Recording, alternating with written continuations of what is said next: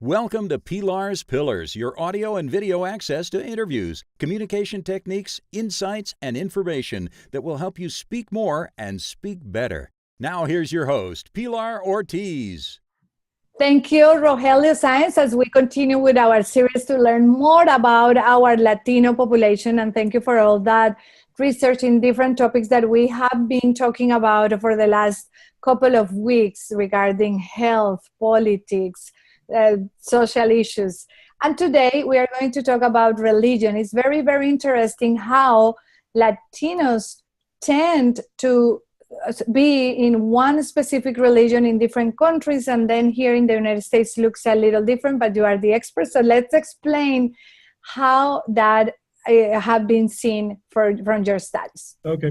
One of the things that we see with the Latino population is that historically, and even today, there's a strong connection with the Catholic Church, so that Latinos and Catholicism have gone hand in hand. But we can think of the uniqueness also of Mexico and other parts of Latin America, for example, that when the Spaniards came, they brought their religion with them, and they really pushed and in many ways destroyed the indigenous religions.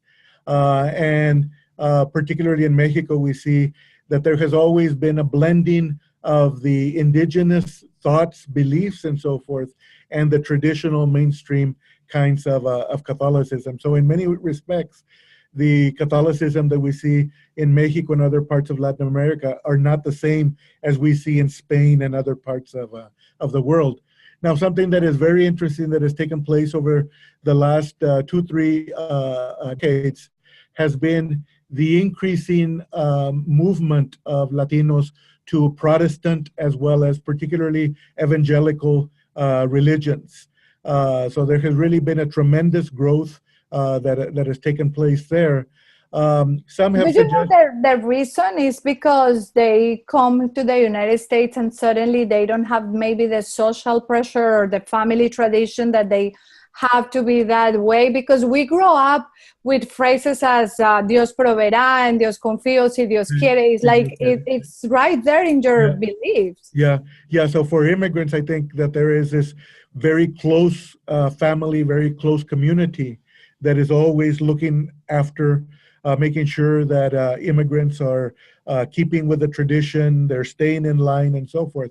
And I think when some come to the United States, they are liberated from that oversight that many have, and perhaps then there is the tendency to look around at other what is available spiritually in other religions and so forth. So that is something that we see, but we also see this trend, greater degrees of evangelical and Protestant movement. We even see it in the home countries of many immigrants coming that are there, as well as coming to the United States. And part of that, I think, is that immigrants also see the opportunity that exists in these religions. So, for example, in the Catholic Church, Latinos are very much underrepresented as priests, for example, and in the hierarchy of the Catholic Church. You have to go to seminary. There's so many steps.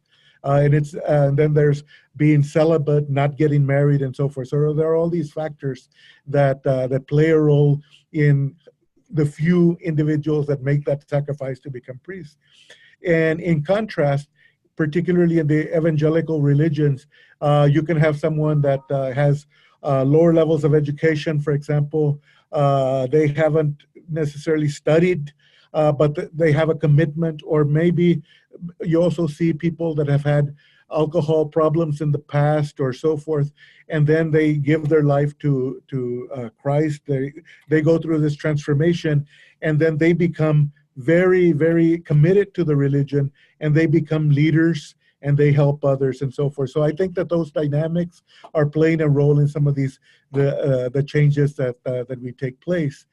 And just like we have these changes where there's greater growth in the Protestant and especially the evangelical religion, is that there's also the tendency for secularization, that people are becoming more distant from the church. And sometimes what happens is the difference between a Catholic a cultural Catholic and a practicing Catholic. That people may say, well, I was baptized Catholic. Whenever there's a ceremony, some rite of passage, marriage, baptism, I go to church, but I don't necessarily go on a regular basis. You have some of that is taking place. And then you also have people that are becoming increasingly agnostic, for example, or even atheists within the population. So those are trends that are taking place. And I think that as we see increases in levels of education in the Latino community, I think there's going to be an increasing degree of diversity with respect to the beliefs that people have, their religious practices, and so forth. Mm-hmm. And as people know more and learn more and they have more options, those changes in the religion will also probably be very important in the decision of the followers that they will have. Yeah. Thank you very much, and I will see you with the next topic. Thank you very much, Pilar.